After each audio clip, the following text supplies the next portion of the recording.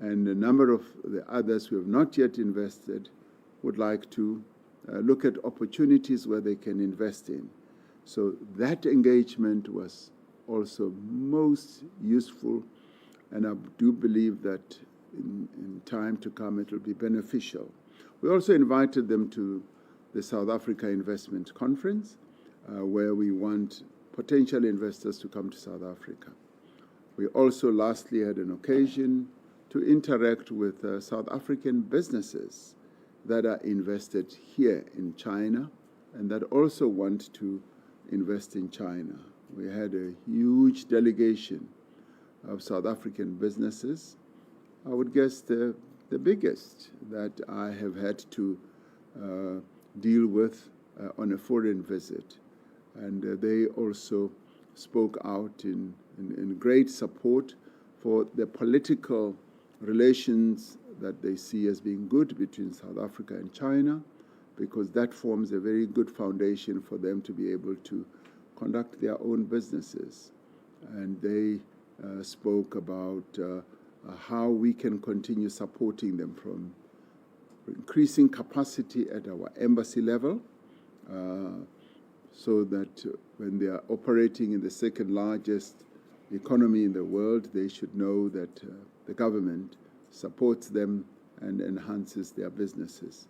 So all in all, this has been a most successful visit to China, and we're truly grateful for the manner in which China conducts its relations not only with South Africa but with the rest of the continent, with recognition, with respect, and with due regard to one another. And that, in our view, is what we call a really good relationship between states. Thank you very much. Thank you very much, Your Excellency. We'll now open the floor to questions. We'll kick off with Sophie. Mr. President, President Xi Jinping made an announcement of resources, particularly on this new... Can somebody switch off the air conditioner? It's beginning to affect me. I'm not a good friend of air conditioners. So I'm saying, Mr. President, President Xi Jinping has announced a massive injection in terms of resources for the continent. It was $10 billion US. Yeah. When we look today, it's $51 billion US in 3 years. But the question that comes to mind is this not a debt trap for poorer countries on the continent, as we saw what transpired in other countries that borrowed money from China, building infrastructure? How are you going to navigate that challenge as you characterize the relationship being a win-win? How do you avoid sinking our resources? Well, the operative word that President Xi Jinping used is that these will be investments where China will be investing in a period of, say, 3 years or so. And I guess they will be investing through their state-owned enterprises. And investments are processes that are based on agreements that every country on a bilateral basis will reach with the investing company or the investing country. And no doubt those entities that will be investing obviously wanted to see a return, firstly of the capital they've put in, and indeed a profit. And so every country will seek to structure its investment relationship with each of the countries or entities in a way that is beneficial to them. Now, I should immediately add that I don't necessarily buy in the notion that when China, say, invests, it is with an intention of, in the end, ensuring that those countries end up in a debt trap or in a debt crisis.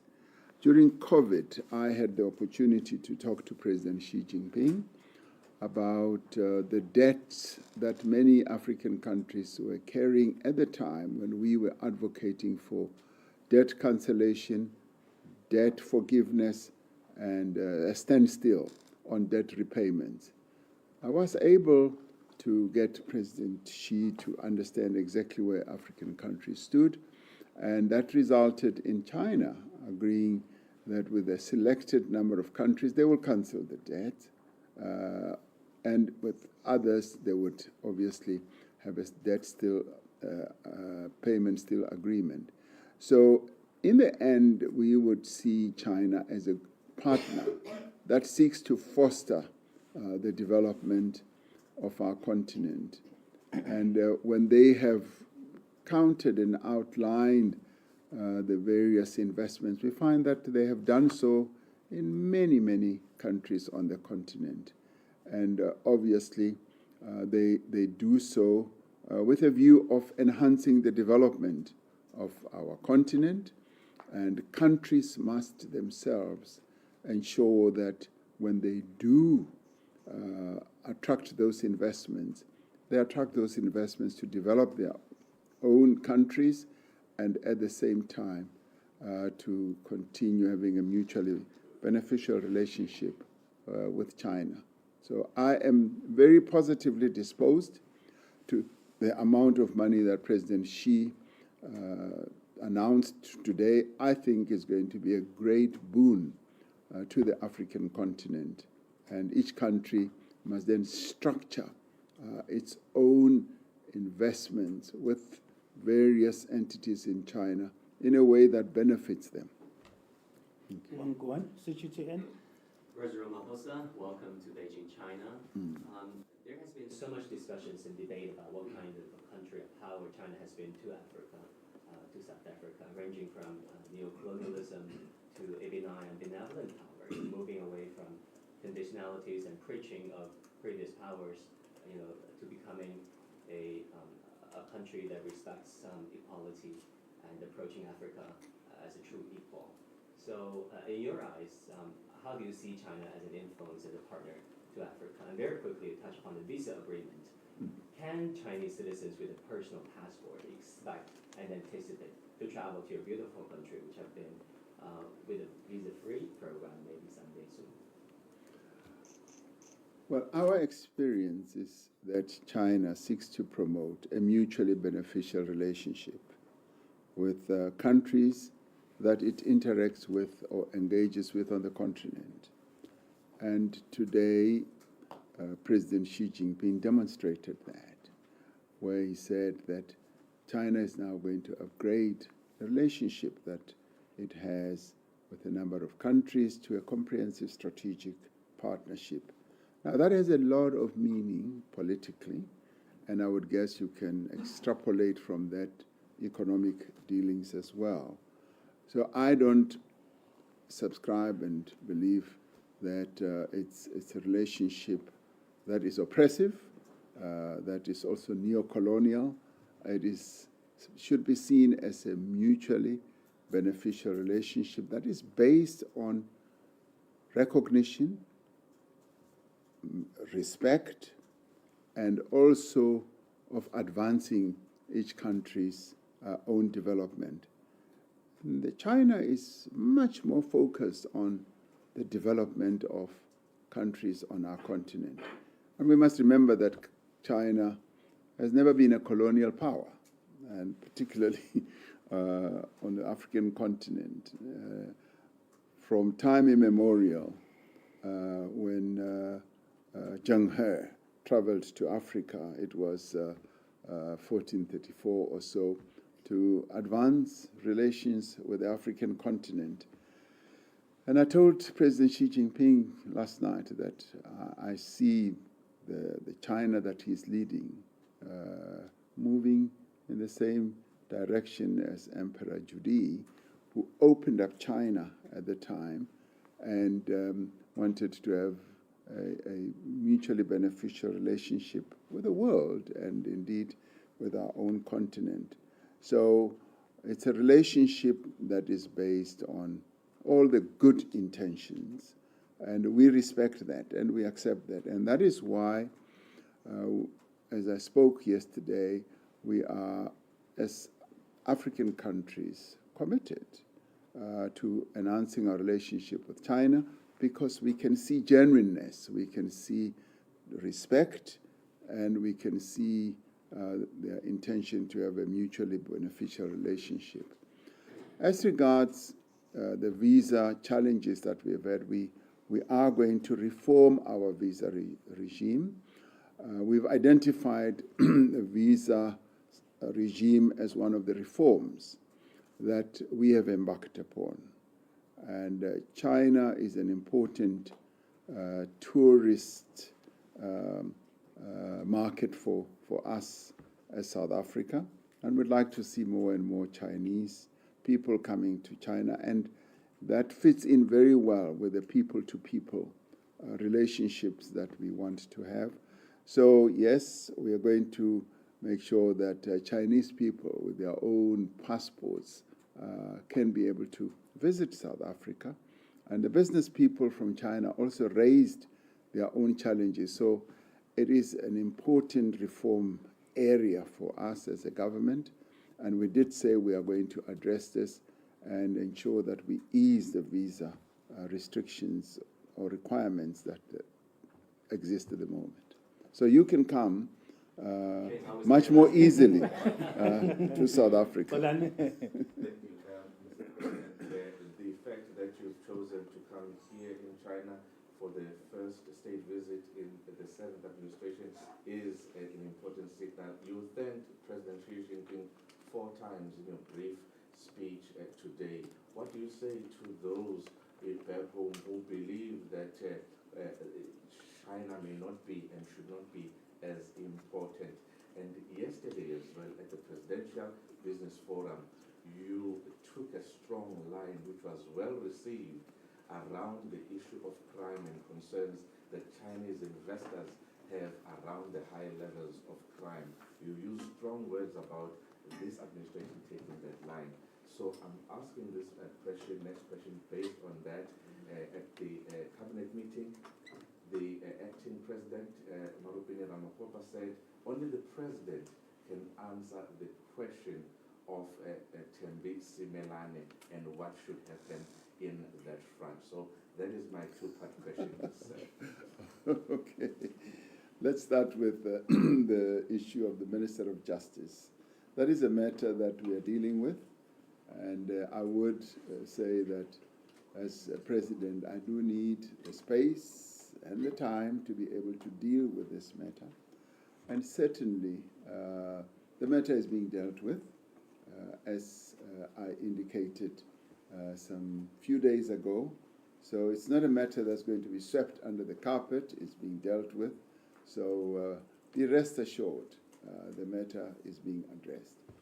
In relation to those naysayers, those who are still doubtful, like the biblical Thomas, I would say that this being the very first state visit in the era of the 7th administration and in the era of the government of national unity is a very important and clear signal of how we view the People's Republic of China, and also the intention of the government of national unity to have a foreign policy direction and trajectory that supports our economic growth. Now, China, as I said earlier, is our biggest and largest trading partner, and we are attracting more and more Chinese companies as investors in South Africa. And we're fortunate to have a Chinese government that is committed to foster our development. President Xi Jinping is at pains when he talks to me about not having enough manufactured goods from South Africa. And he says, President Ramaphosa, we want to see more goods in China from South Africa. And to this end, he has even opened up voluntarily the Chinese market for African countries to come and exploit this Chinese market And certainly, as the most industrialized country on the African continent, so South Africa stands to benefit immensely from this relationship. And of course, we deal with many other countries in the world, but this is an important market for us as South Africans. And businesses that are already invested in South Africa from China, for instance, one of them is already manufacturing goods from start to finish and exporting them to countries like Europe. Now, that is a great boon for us. We cannot downplay that. It's an important indication that this is a country that is prepared to interact and deal with us at a very serious economic level and political level. Shishijia. Mr. President, hello, good evening. So this marks the 14th anniversary of the Comprehensive Strategic Partnership between China and South Africa. And South Africa is the first African country to join the Belt and Road Initiative. So, President, how would you evaluate the achievement of cooperation in the past 14 years? And especially under the framework of BRI, and as we all know, we have elevated our relation to the all-round strategic cooperative partnership. So, what new highlights will you bring to our bilateral cooperation? Thank you. Well, our relationship with China has been enhanced over the many years. It's not only 14 years, it's 30 years, really. And we've had a relation for about 24 years from a diplomatic point of view. So for us, this is an important market, and we have seen increased trade between our two countries. At the moment, the trade is imbalanced. It's more in favor of China rather than in our favor. And it is this that we're focusing attention on to correct that imbalance. And that is why we welcome the opening up of the Chinese market for more and more finished goods from South Africa. I mean, the importation from South Africa into China is much more like raw materials, like our minerals and our unprocessed agricultural products.